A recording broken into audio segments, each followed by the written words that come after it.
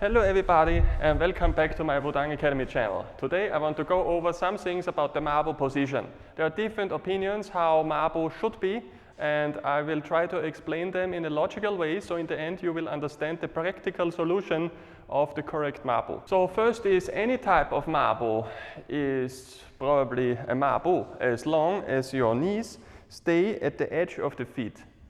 So if you stay straight, you won't be able to do a Mabu. If you go a bit wider, then you have the old man Mabu, where you go like with the knees outside to the edge of the feet. So in the end, the lower leg should be straight.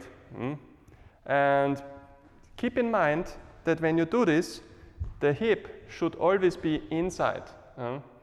Some people tend to stick the hip out when they first practice the Mabu. There is no Mabu with the hip outside, so keep this in mind. Yes? Your hip should always be inside in the Mabu position. So of course you can go wider and wider, yes, and the difficulty will raise very fast because it's all depending on your hip flexibility. So when you are in wide Mabu, you see where the toes are pointing. I agree with when your Mabu is higher, the toes look forward. Is fine. When you go lower, you won't be able to do this because this is an unnatural position. You have to turn the lower leg like, is not very healthy, I guess. Yeah? You should do your Mabu in around a 30 or 45-degree angle. You should try to keep the toes inside, but don't force it too much, otherwise you will hurt your position. Yeah? So the lower you go, the wider the toes usually are, because this is a natural position and you want to keep the hip inside and you want to keep the knees always pointing outside. So keep this in mind, okay? So try not to overthink too much about your knee position. Only try to keep your lower leg straight so your knee won't go over the edge of the feet. This is the most practical and healthy solution when you learn the Mabu first. So if you're completely new to this training, try to do it with me now. The next thing is completely safe. Yeah? So you keep your upper body as straight as possible and you go slightly as wide as you can, as long as you keep the knees in a 45-degree angle. But keep the toes inside and push the knees out. This way you open your hip. This is the correct way to approach Mabu. Now the lower you go, yes, the lower you go, the more of course your toes will go outside, but you still keep your knees in a 45-degree angle. In front of 𝐸, you practice this type of position. Okay? And make sure your gravity center is 50-50%. One important part where people are often confused is when 𝐸 tells you to do a Mabu pointing forward. A Mabu pointing forward is not like so. You're looking here to 𝐸. This is no Mabu in front. So if you want a Mabu pointing forward, then he probably means the combat Mabu, which is important when you do practical exercises. First, we need to understand the point of the Mabu. The point of the Mabu is, in combat situation, is to stay a strong stance, and during this strong stance you will be able to either way go forward or backward. As long as this is really 50-50% your gravity center divided between these legs, you will be able to go either direction with the same amount of effort. So keep this in mind. This is always the most important feature. All other Mabu variations we will go throughout this video follow this principle. You always want to go either way, both sides, with equal amount of effort. So you stay flexible in combat. Okay?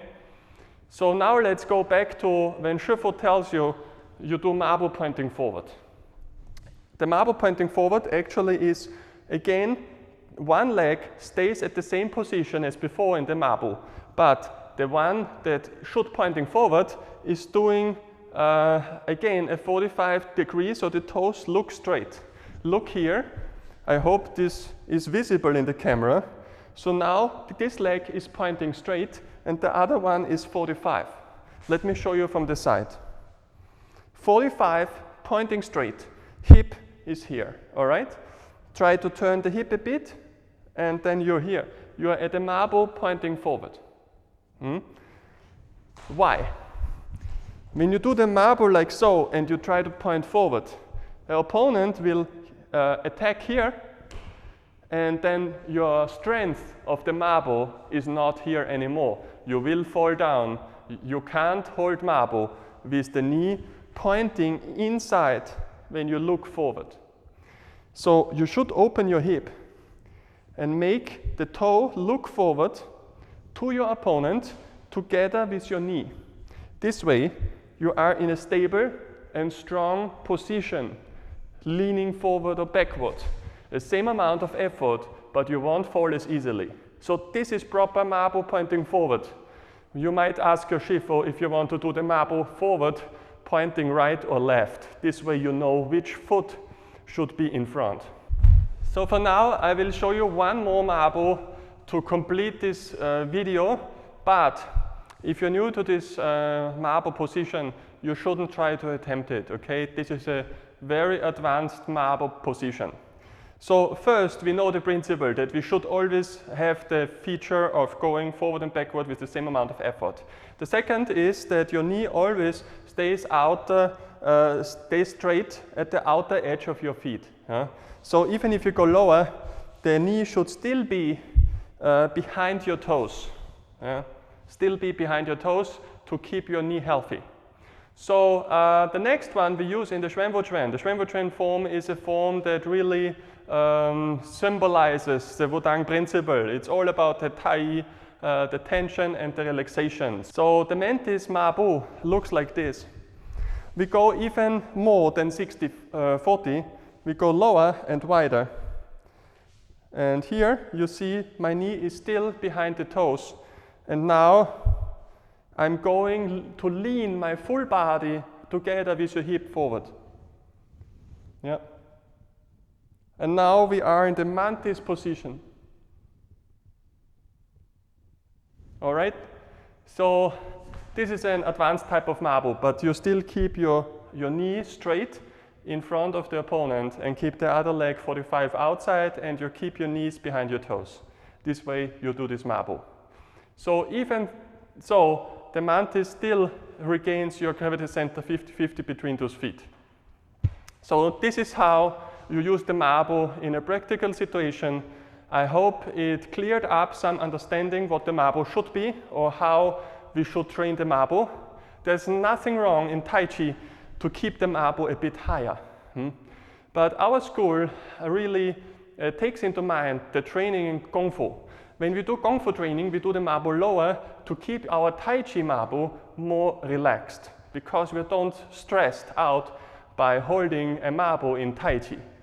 In Tai Chi, your Mabu is often a bit higher because the Tai Chi is further more into the practical situation. Tai Chi exercises a lot of combat techniques, and in combat techniques, of course, your Mabu position is often stronger towards your opponent, and not because we want to stretch the hip or we want to practice our strength. Yes, like it says, the Kung Fu is hard work. You try self-improvement, you try to improve yourself. Tai Chi, you practice combat. Yeah? You actually practice internal combat. So in this type of positions, you keep your positions more in a combat-oriented fashion. So a little bit higher, but very strong towards all sides, forward and backward. So this is proper Tai Chi Mabu. So there's nothing wrong when you see a Mabu a bit higher and you see, oh, the Wudang school is doing it so low, and you know, there are different opinions and different views. But I would like to complete them all into one, because all of this Mabu are very important to really see the full package of Mabu practice. And this way we can enjoy the Wudang training. So keep in mind to stay healthy with your knees. Don't attempt the Mabu with cold knees if you're new to it. Only if you have years of training, you might be able to pull this off without warm up or without stretching. It's very easy for advanced students in Wudang, but if you're new to this, you need to take your time, you need to practice every day, and for around 3 months I think you will have a bit of struggling, but after the 3 months you should really see a big improvement in your position, and with that comes a big improvement in your oxygen circulation and blood circulation. There's a reason why we use the Mabu in the traditional Kung Fu schools.